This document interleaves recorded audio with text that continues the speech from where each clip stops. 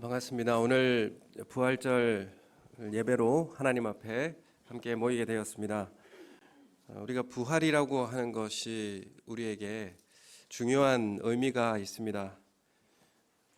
예수님의 부활이라고 하는 것은 역사적 사실이기도 하고요. 그리고 우리가 믿는 이 복음의 핵심이기도 합니다. 부활이라고 하는 것이 없다면 예수님이 부활하실 수 없는 것이죠. 부활이라고 하는 이런 자체가 없다면 부활이라고 하는 이런 문제도 이야기하지 않을 것입니다. 죽은 이들이 다시 살아나지 않는다면, 지금 예수님이 부활하셔서 살아계시지 않는다면 지금 우리가 가진 믿음도 사실 무의미해지고, 예수 믿고 죽은 모든 사람들 또한 그게 끝이고 멸망인 셈입니다. 그래서 부활이 없으면 죽음과 함께 존재가 다 그냥 끝나버리게 되는 것입니다. 그래서 우리가 가진 희망이 그냥 단지 죽음 이전에 현재의 삶이라고만 한다면 그보다 더 불행하고 또 불쌍한 삶이 어디에 있겠습니까? 그러므로 사도 바울은 미래의 부활이라고 하는 것이 반드시 있다라는 것을 우리에게 분명하게 선포해 주고 있습니다. 우리가 가진 믿음이라고 하는 것에 두 큰 기둥이 있습니다. 첫 번째는 뭐냐면 십자가이고요. 또 하나는 뭐냐면 부활입니다. 십자가는 무엇입니까? 십자가는 죄를 씻는 그 구약에 알려진 모든 제사의 완성입니다. 우리의 죄를 씻기 위하여서 십자가가 있고요. 그리고 부활이라고 하는 것은 예수님의 죽음의 제사가 완전히 받아들여지고 이 사실을 믿는 자에게 구원이 주어졌다라는 그 확증으로 부활이 우리에게 주어진 것입니다. 그래서 십자가를 통해서 죄를 용서받고 그리고 구원받은 증거가 부활로 나타나게 되는 것입니다. 그래서 우리가 믿는 믿음의 두 큰 기둥은 첫 번째는 십자가가 되는 것이요, 두 번째는 부활이 되는 것입니다. 성경의 모든 기자들이 예수님의 부활로 인해서 우리에게 새로운 생명이 도래했다라는 사실을 알려주고 있습니다. 예수님이 부활하셨다라고 하면 지금 살아계시다는 의미이지 않습니까? 지금 살아서 우리 가운데 함께 하시고 주님의 영으로 우리가 함께 살게 하시는 것입니다. 수많은 사람들이 죽음의 위협 앞에서도 물러서지 않고 증언하기를 원했던 것은 뭐냐 하면 예수님이 부활하셨다라는 것입니다. 그래서 부활이 있음을 확신했기 때문에 순교를 각오하고 증언했던 것입니다. 그래서 우리가 믿는 믿음의 신앙 고백의 핵심은 부활이 있는 것입니다.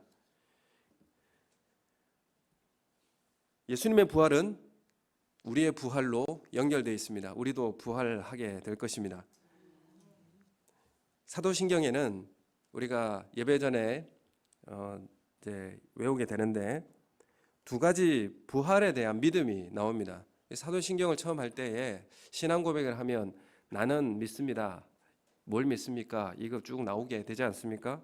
거기에 보면 장사된 지 사흘 만에 죽은 자 가운데서 다시 살아나셨음, 예수님이 다시 부활하셨음을 믿습니다. 이게 담겨져 있죠. 그리고 그 뒤에는 어떤 믿음이 무엇을 믿느냐 하면 몸의 부활과 영생을 믿습니다. 나의 몸의 부활과 영생도 믿습니다. 예수님의 부활도 믿고 그로 인해서 나의 부활도 믿습니다.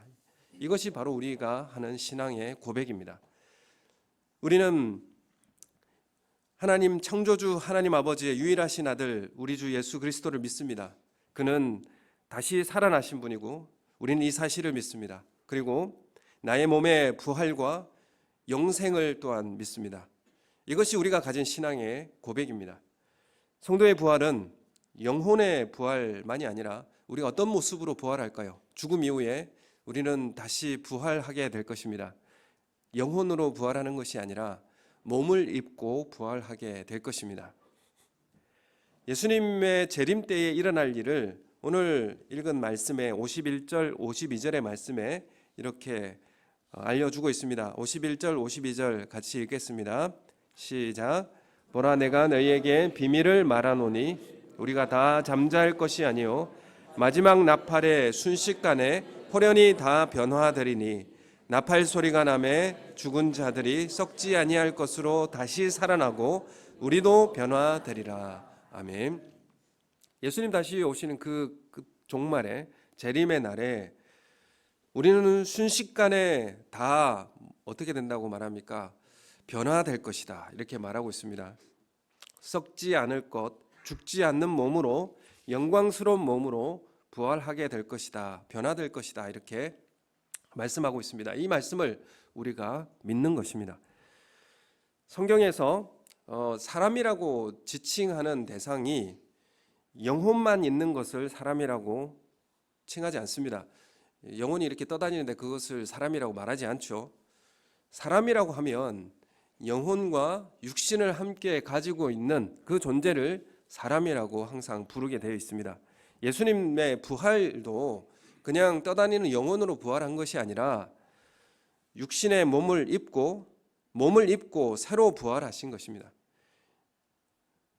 분명히 우리가 봐야 할, 마지막에 믿어야 할 부활의 그 실체를 예수님께서 먼저 부활하셔서 우리에게 보여주신 것입니다. 그리고 많은 사람들에게 확신시켜 주셨습니다. 너희에게도 부활이 있음을 우리에게 보여주신 것입니다. 그래서 우리는 이 땅에서 우리의 몸을 가지고, 우리가 믿음의 고백을 가지고 이 땅을 살아가게 되는 것이죠. 그냥 단지 살아가게 됩니까? 우리의 이 신앙 고백에서 어떤 고백이 있습니까? 거룩한 공교회와 그리고 그 안에 성도의 교제와, 이렇게 말씀하고 있습니다. 여러분, 우리의 육신의 몸을 입고 이제 이 땅을 살아가는 것이 어떠한 부활의 이 믿음을 가지고 교회 안에서 어떻게 살아가는가? 교제하며 살아간다, 이렇게 말하고 있습니다. 여러분, 교제라고 하는 것이 그냥 단지 살아왔던 이야기를 나누고 그렇게 하는 것은 아닙니다. 교제라고 하는 것은 우리가 말씀 앞에, 식탁 앞에 지금 말씀을 먹으며 이 자리에 앉아 있지 않습니까? 말씀의 식탁 앞에 앉아 있고, 또한 보이는 말씀을 또 먹을 때가 있습니다. 성찬을 우리가 먹고 마시게 되죠.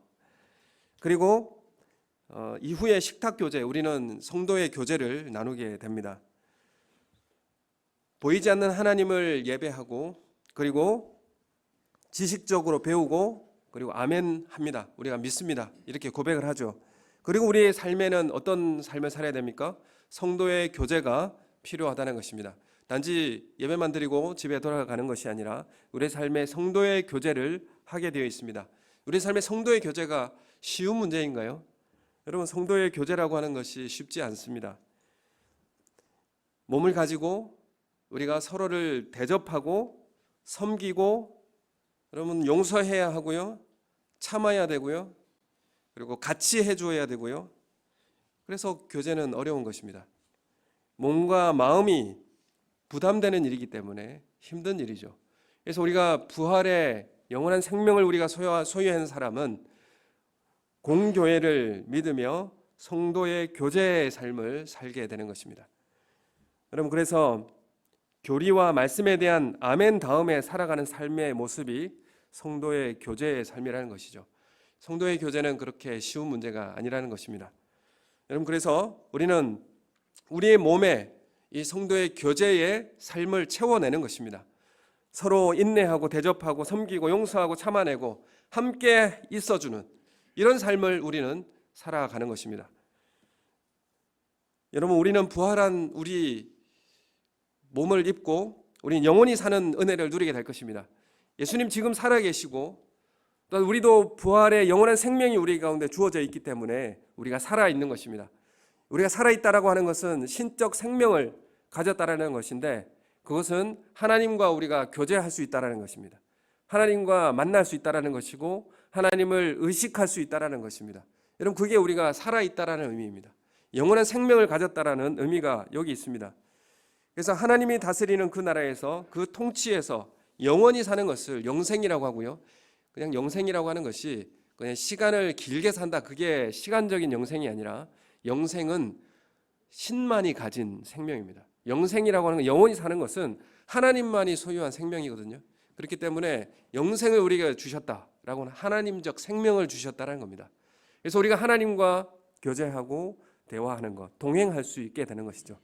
여러분, 사랑한다라고 하는 대상을 나하고 인격과 존재가 동등해야만이 사랑하는 대상이 될 수 있습니다. 하나님 우리를 사랑한다라고 말씀하시는 것은, 우리가 서로 사랑한다라고 하는 것은 동등한 대상이일 때에 가능한 것입니다. 우리보다 낮은 어떤 동물과 벌레에게 우리가 사랑한다고 말할 수가 없는 것이죠. 그래서 하나님 우리에게 사랑한다라고 할 때는 우리의 신적 생명이 우리 가운데 주어졌고 동등한 인격적 관계 가운데서 사랑한다는 것을 우리에게 말씀하시는 것입니다.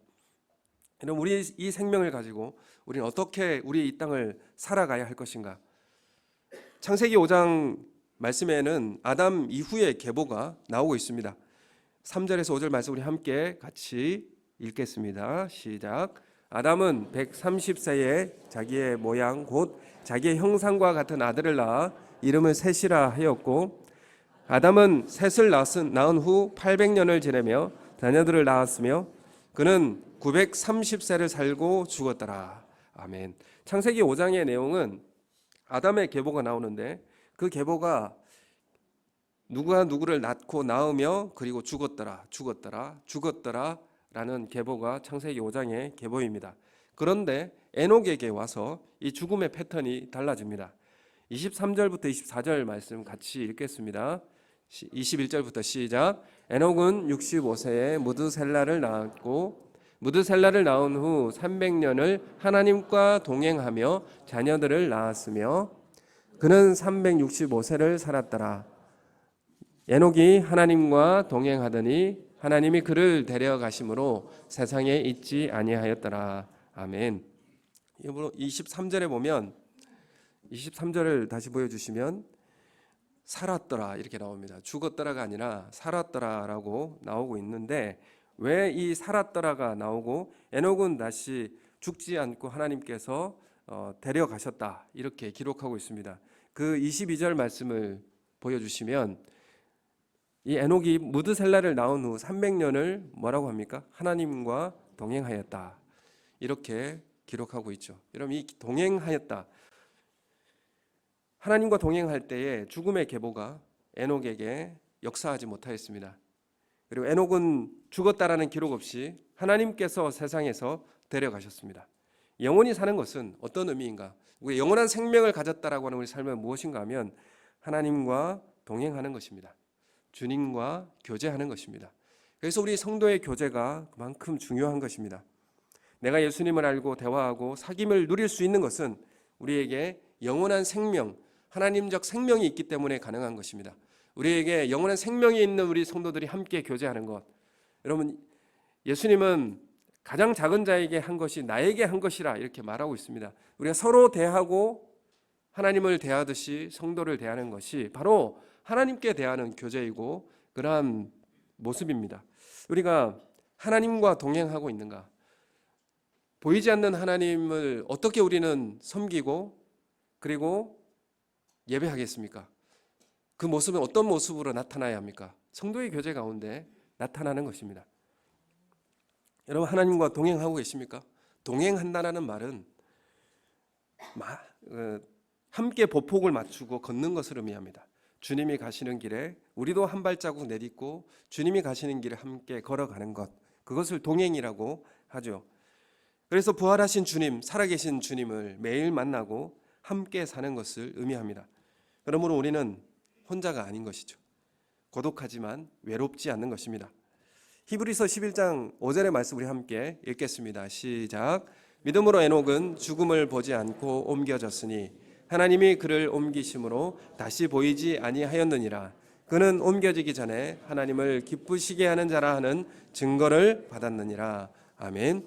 죽음을 보지 않고 옮겨졌고 그는 하나님을 기쁘게 하는 자라는 증거를 받았다 이렇게 말하고 있습니다. 그래서 에녹이 이 땅에서 하나님을 기쁘시게 하는 삶을 살았는데 그게 뭡니까? 하나님과 동행한 삶을 살한 것이죠. 주님과 교제하고 주님과의 만남을 가진 그 삶을 살았습니다. 여러분, 그 가운데 성도의 교제가 함께 담겨져 있습니다. 에녹이 자녀를 낳았는데 누구를 낳았죠? 무드셀라를 낳았습니다. 무드셀라라는 이름의 뜻이 무엇입니까? 세상에 끝이 올 것이다. 그래서 종말이라고 하는 그 의미를 마음속에 하나님의 뜻을 말씀을 간직하고 아이를 낳고 이름을 무드셀라라고 이름을 지은 거죠. 이름을 짓고 무드셀라가 죽는 그 해에 노아의 홍수에 물 심판이 있었습니다. 그래서 인류의 모든 사람들이 물로 다 징계를 당하게 되는 그 물 심판의 종말의 때가 있었습니다. 에녹은 이 말씀을 마음속에 때를 알고 준비하며 살아간 삶을 살게 된 것이죠. 그래서 에녹이 하나님과 깊이 동행한 삶을 살게 된 것입니다. 여러분, 영생을 사는 사람은 그래서 종말의 때를 알고 이 땅을 준비하며 살아가는 삶을 삽니다. 주님과 교제하며 이 땅에서 준비하는 삶을 사는 것이죠. 그래서 이 땅에서 사명을 기억하고 살아가는 삶을 살게 됩니다. 우리 영원한 생명을 가지셨습니까? 그럼 이 땅에서 사명을 기억하고 살아가는 우리의 삶이 되시기를 소원합니다. 왜냐하면 부활의 날에 주님을 우리는 만나게 될 것이기 때문에 그렇습니다. 우리는 이 땅에서 살다가 잠깐 후면 오실 이가 오시리니 지체하지 아니하리라 주님이 우리에게 말씀해 주고 있습니다. 우리가 제자 중에 도마라고 하는 제자를 알고 있는데 부활하신 예수님을 만나기만 한 것이 아니라 그 예수님을 도마는 만져보았습니다. 도마가 밖에 잠시 나갔다가 제자들이 모여 있는 것을 돌아왔는데 제자들이 예수님을 보았다라고 난리가 난 것입니다. 근데 도마만 볼 수가 없었습니다. 그래서 도마가 이렇게 말합니다. 못자국에 내가 손을 넣어보고 그리고 옆구리에 손을 넣어보지 않으면 내가 믿지 않겠다. 이렇게 도마가 말을 하죠. 제자들이 증언하는 것으로 만족하지 않고 보고 만져봐야 그래야 믿겠다. 이렇게 말한 것입니다. 그 이후에 도마에게도 예수님께서 부활의 모습으로 오셨습니다. 그리고 도마에게 말을 하죠. 손을 내밀어서 옆구리에 넣어보라고, 창자국을 만져보라고 말씀하셨습니다. 도마는 손의 못자국과 옆구리의 창자국을 만져보고 도마는 이렇게 고백합니다. 나의 주이시고 나의 하나님이십니다. 이렇게 고백을 하죠. 그러면 예수님은 이렇게 도마의 고백에 이렇게 말합니다. 믿음 없는 자가 되지 말고 믿는 자가 되라. 너는 나를 본고로 믿느냐? 보지 못하고 믿는 자들이 복되다. 이렇게 말씀합니다. 여러분, 우리가 예수님의 몸이 부활하셨듯이 우리의 몸도 다시 부활하게 될 것입니다. 예수님의 부활체는 어떤 모습이었습니까? 우리가 가진 몸과는 다른 몸이었습니다. 벽을 통과했고요. 갑자기 사라지셨습니다. 그런데 생선도 드시고 만져볼 수도 있는 그런 몸을 가지셨습니다. 부활의 몸은 우리의 지금 가지고 있는 썩어질 몸과는 다른 몸을 우리는 입고 부활하게 될 것입니다. 엠마오로 가는 제자들에게 부활하신 예수님께서 만나 주셨고 함께 길을 걸어갔습니다. 그런데 엠마오에 가는 그 제자들이 예수님을 알아보지 못했습니다. 제자들인데 왜 예수님과 함께 있었을 텐데 왜 예수님을 알아보지 못했을까요? 부활하신 예수님을 알아보지 못한 것은 아마 예수님 모습이 좀 바뀌어 있지 않았을까 이렇게 생각을 해봅니다. 그런데 나중에 이들이 성령 하나님께서 그 마음을 눈을 열어주시자 예수님을 알아보게 되었습니다. 그때 갑자기 예수님 사라진 게 된 거죠. 여러분, 우리가 부활의 모습이 어떻겠습니까? 우리도 예수님의 그 몸을 우리도 입게 될 것입니다. 서로 못 알아보는 모습으로 부활하게 될 것이지만 알아보게 될 겁니다. 우리 아내와 남편을 그날 아침에 다른 모습으로 알아보게 될 줄로 믿습니다. 그런데 그 몸에 뭐가 또 있었냐면 예수님의 몸에 상처가 있었습니다. 부활하신 예수님의 몸에 상처가 있는 거예요. 여러분, 우리도 부활하면 상처가 있겠습니까? 없겠습니까?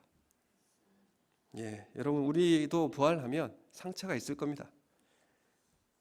여러분, 우리가 부활하면 쌍꺼풀 수술한 이전의 모습으로 부활할까요? 쌍꺼풀 수술한 이후의 모습으로 부활할까요?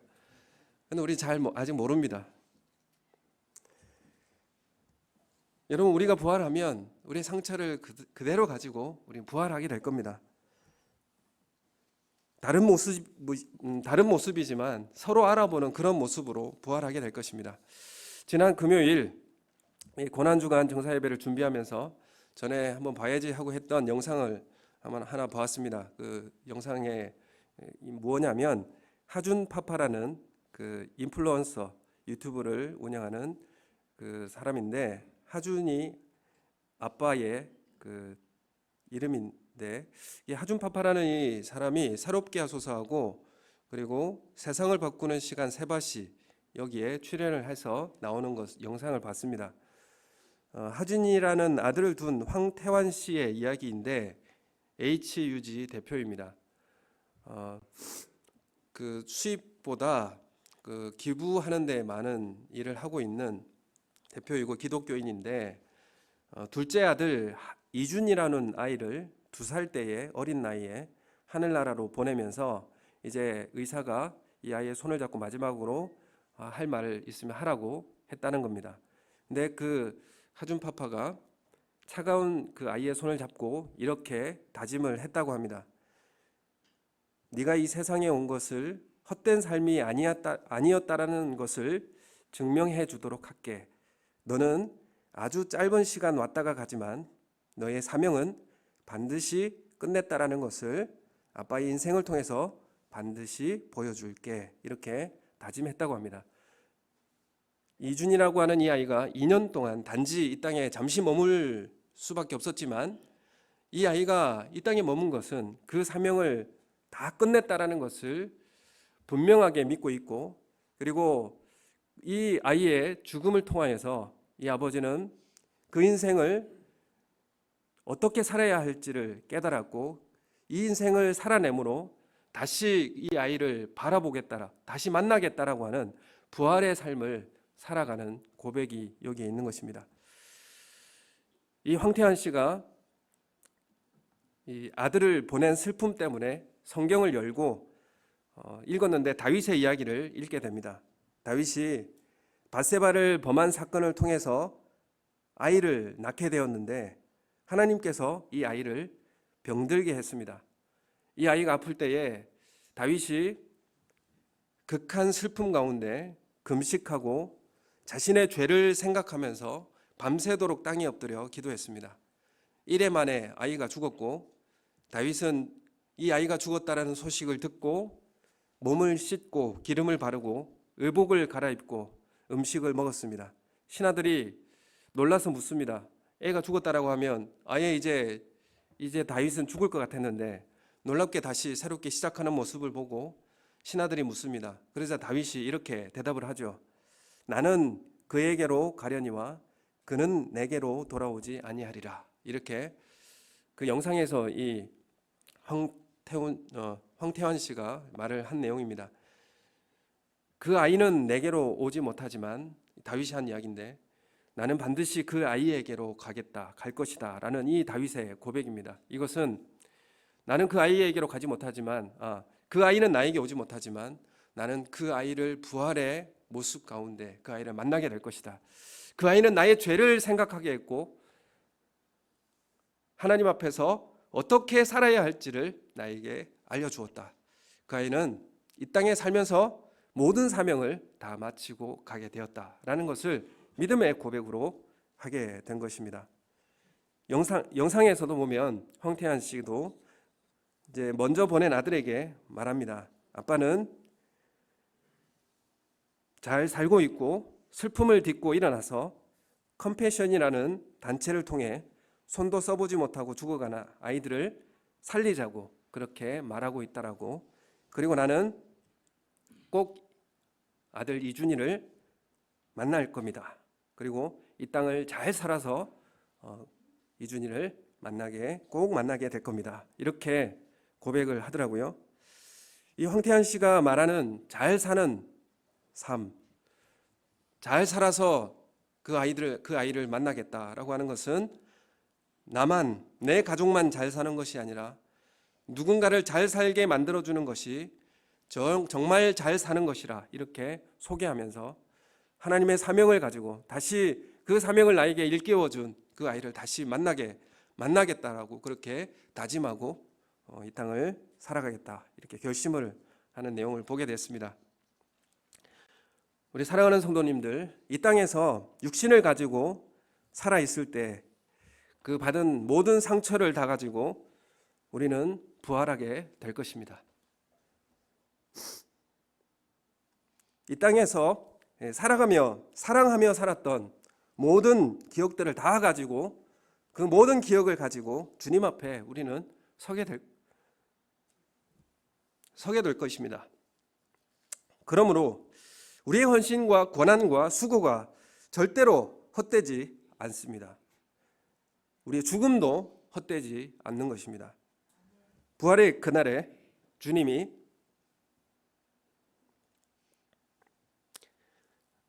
우리의 상처를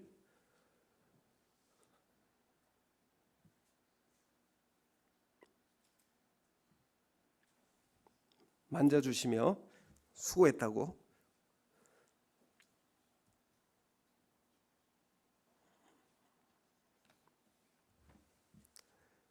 고생 많이 했다고 하는 그런 이 땅의 생애가 되어지기를 소원합니다. 여러분, 이 부활을 산다라는 것은 이 땅의 사명을 기억하고 살아가는 것입니다. 나를 아직 이 땅에 남겨주신 이유는 아직 할 일이 있기 때문에 그런 것입니다. 오늘 이 아침에 부활을 살아가는 우리 성도님들 되시기를 예수님의 이름으로 축원합니다. 우리 함께 기도하겠습니다.